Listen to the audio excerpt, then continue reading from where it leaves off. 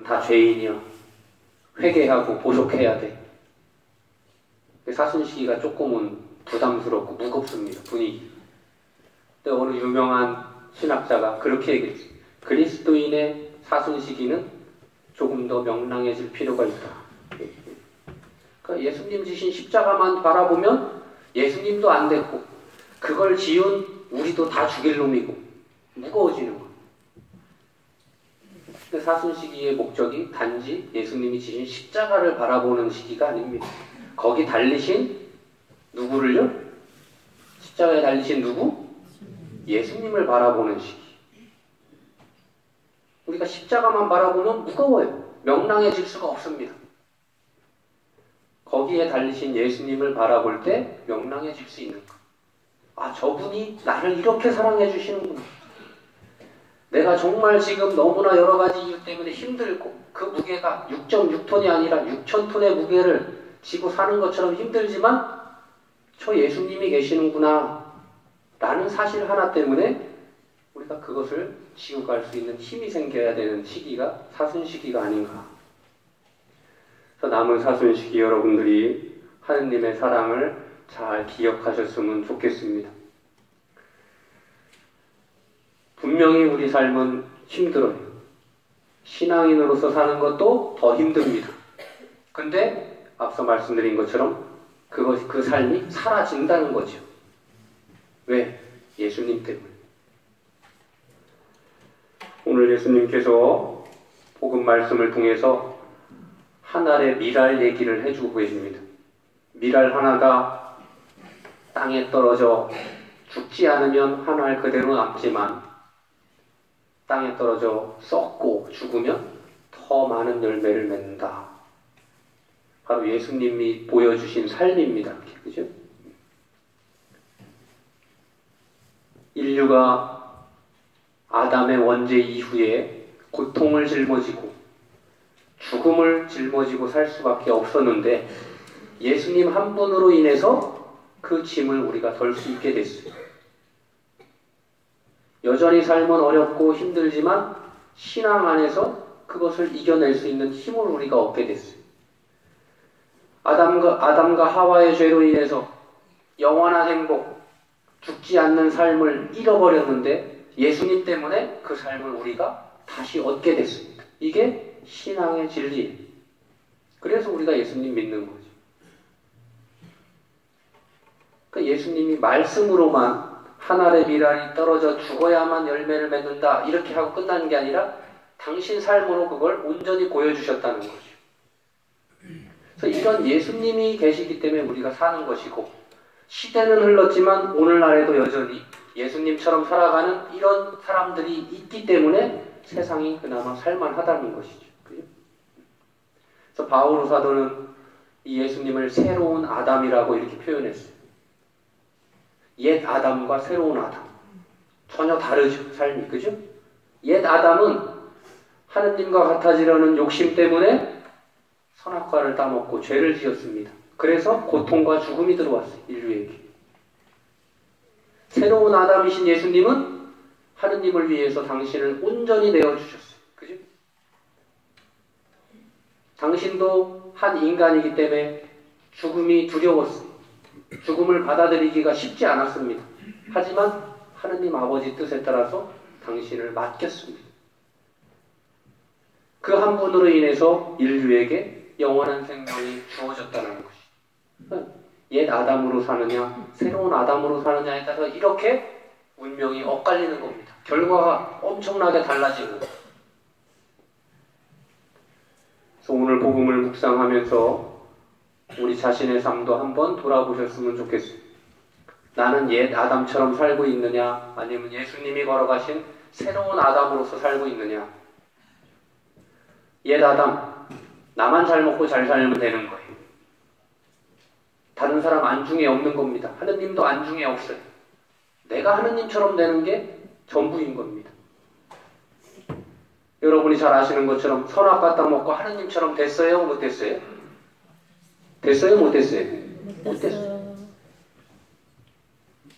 뱀으로 대표되는 세상 유혹은 그런 식으로 우리에게 접근합니다. 너 요거 하면 잘 잘 먹고 잘 살 거야. 근데 막상 그 길을 가다 보면 잘 먹고 잘 살아지지 않는다는 거예요. 이게 옛 아담의 길. 예수님이 보여주신 새로운 아담의 길은 당신 자신을 바쳐서 많은 사람을 살리는 겁니다. 인생 무게가 천근만근인데 그 사람에게 한 근 더 짐을 지우면서 살아가는 사람이 있고 한 근 두 근 더 짐을 덜어주는 사람이 있다는 것이죠. 미랄이 되어서 썩는 사람이 바로 그런 사람들입니다. 나도 살기 힘들지만 나보다 더 살기 힘든 사람 짐을 조금 더 내려놓게 해주는 것. 그런 마음을 전하는 것. 따끈따끈한 그런 마음을 하루하루 전해주면서 사는 사람이 예수님의 길을 가는 사람이고 새로운 아담의 길을 걷는 사람입니다. 그 반대의 삶은 뭐겠어요? 옛 아담의 삶. 가뜩이나 살기 힘들어 죽겠는데 자꾸 거기다가 무게를 더 가중시키는 이런 사람들. 과연 저나 여러분은 어떤 길을 걷고 있습니까? 예수님께서는 우리에게 용서, 희생, 사랑을 요구하기 전에 더 기본적으로 다른 사람에 대한 관심, 배려, 존중을 먼저 우리에게 요구하고 계십니다. 나만 생각하고 남을 바라볼 줄 모르는 사람이 과연 썩을 수 있겠는가? 절대 못 썩습니다. 그죠? 그래도 평소에 주변을 돌아볼 줄 아는 사람이 희생을 요구하는 순간에도 자신을 내어줄 수 있는 것이지, 평소에 앞만 바라보고 자기만 바라보고 하는 사람은 절대 결정적인 순간에 희생할 수 없습니다. 예수님이 마지막에 십자가 죽음을 받아들이셨지만 그분이 평소에 그런 삶을 사지 않으셨으면 이 결정적인 순간에 절대 아버지께 당신을 맡길 수 없다라는 것이죠. 하루아침에 희생하고 용서하고 사랑하는 게 되는 게 아닙니다. 하루아침. 작은 거 하나부터 우리가 그런 삶을 살아갈 때 그것이 축적되어서 나중에 예수님처럼 목숨까지도 내어놓을 수 있는 이런 용기가 생기는 것이고, 순교자들이 보여줬던 것처럼 칼에 목이 떨어지는 순간에 신앙을 위해서 목숨까지도 내어놓을 수 있는 이런 삶이 나온다는 것이죠. 그래서 이제 사순식이 얼마 남지 않았는데 우리 수동건당 공동체가 조금 더 주변을 바라보면서 사셨으면 좋겠습니다. 거창하게 희생이나 원수를 용서하고 사랑하는 것까지는 아닐지라도 적어도 나보다 더 힘든 사람이 있다라는 것을 볼 수 있었으면 좋겠습니다. 세상에서 내가 가장 힘든 사람이 아니라 객관적으로 보기에도 나보다 더 어려운 처지에 더 힘든 환경에 놓인 사람이 있다라는 거 바라보고 자신의 처지에 대해서 감사드리고 또 그 어려운 사람에게 마음 한켠 내어줄 수 있는, 그래서 그 사람 인생의 무게를 단 1g이라도 덜어줄 수 있는 그런 공동체가 되셨으면 좋겠습니다. 끝으로 여러분들 살림 잘하고 계십니까? 살림 잘하세요? 네. 살림이라고 그러면 가정주부가 하는 일이라고 생각하는데 그게 아니죠. 남자건 여자건 부모건 자식이건 다 살림을 잘 해야 됩니다. 살림이 무슨 뜻이에요? 살림 좀 잘해, 우리 이런 표현 많이 쓰잖아요. 그죠? 살린다는 얘기예요, 말 그대로. 이게 가정주부만 할 일이 아니죠. 그죠? 가정주부는 열심히 살리고 남편은 열심히 죽이면 안 되잖아요. 그죠? 그러니까 서로 살려야 되는 겁니다. 그러니까 남녀노소가 없어요. 살림에는. 다 각자 위치에서 살림을 잘해야 그 가정이 사는 것이고 그 사회가 사는 것이고 그 공동체가 사는 것입니다. 그래서 여러분들이 미랄 하나가 떨어져 썩어야만 열매를 맺는다, 이 말씀 다르게 알아듣지 마세요. 그냥 살림 잘 하시면 됩니다. 당장 집에 가셔서 나 때문에 우리 가족이 살맛이 나냐? 아니면 살맛이 안 나느냐? 이거만 바라보시고 그것만 여러분들이 개선하셔도 충분히 미랄의 삶을 사는 겁니다. 남편은 아내를 살려야 돼. 들어가가지고 맨날 속 죽이는 소리만 하고 이러면 안 돼. 아내분들도 마찬가지. 근데 저는 신부이기 전에 저도 남자이기 때문에 남자 편을 좀 들고 싶어요. 요즘 남자들이 설 자리가 너무나 없습니다. 그죠? 흡연도 그렇고 열심히 돈 내가지고서 사서 피워주는데 정작 설 자리가 없어요. 식당에 가도 못 피게 하고 집에 들어가도 못 피게 하고 더군다나 현역에서 일하고 있을 때는 그나마 덜합니다. 돈이라도 벌어오니까. 은퇴라도 해서 집에 있어 보세요. 제가 듣기로는 많은 분들이 집에서 홀대 아닌 홀대를 받는다고 그럽니다. 돈도 못 벌어오는 게 막 이렇게 구박에 나가고. 할아버지 세 분이 어느 날 만났는데 공교롭게도 눈이 시퍼렇게 다 멍이 들어있는 거예요. 세 명이. 그 얘기 아시죠? 서로 묻는 겁니다. 너는 왜 그랬냐? 나는 마누라가 어디 외출한다고 그러길래 어디 가냐고 물어봤더니 한 대 때리던데? 또 한 사람은 아 그래?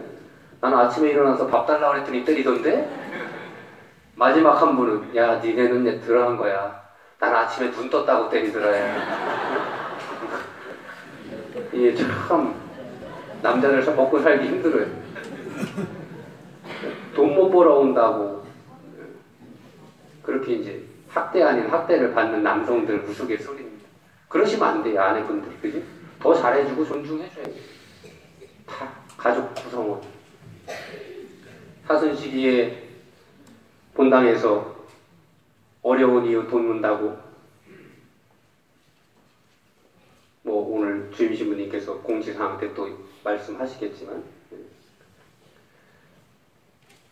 단식하고 아낀 것 모아가지고 좀 어려운 사람 돕겠다라고 취지에서 바자회를 하게 됐대요. 그 신부님이 공지를 했어요. 몇 월 며칠 날 바자회 행사 예정되어 있으니까 혹시 집에 필요 없거나 안 쓰는 물건 있으면 좀 가져오세요. 그랬더니 자매님들이 다 자기 남편을 데리고 왔대요. 얼마나 같이 살고 싶지 않았으면. 본의 아니게 얘기가 다른 데로 흘렀지만 제가 볼 때는 우리 수동분들도 바자회 한다고 그러면 아마 가방에다 착착 접어가지고 남편 모시고 올 분들 많이 계실 것 같은데 어쨌든 중요한 건 살려야 된다는 거예요. 예수님이 이 세상에 오신 것도 사람을 살리기 위해 오셨고 하느님께서도 당신 아들을 통해서 궁극적으로 우리에게 하고자 하시는 바가 그거잖아요. 그죠?